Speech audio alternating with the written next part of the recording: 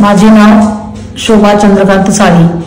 मी राहणार चांदवडतील रंगमाल जवळ राहते. मी शिवनेरी चौक. माझे वय 61 आहे. मी रिटायर आरोग्य सहाय्यिका आहे. माझे 10 वर्षांनंतर मासिक पाळी गेली होती. 10 वर्षांनंतर मला त्रास व्हायला लागला ब्लिडिंगचा.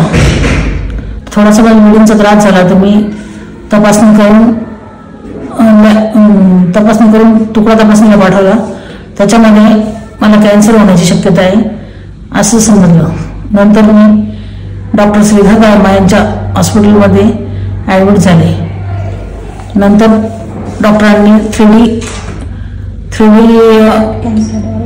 कॅमेऱ्याद्वारे माझे ऑपरेशन केले. माझे ऑपरेशन 3 तास चालू होते. 3 तासानंतर माझ्या ऑपरेशन नंतर मी लगेचच 4 वाजता शुद्धीवर पण आले आणि मला काही एक त्रास झाला नाही. नंतर मी 48 तासातच घरी मला सोडले त्यांनी. नंतर सुद्धा घरी सुद्धा मला काही त्रास झाला नाही आणि टाके पण माझे व्यवस्थित निघाले. मला कुठलाही त्रास नाही. त्यांनी माझे ऑपरेशन खूप चांगले केले. सरांचे खूप खूप आभारी आहे.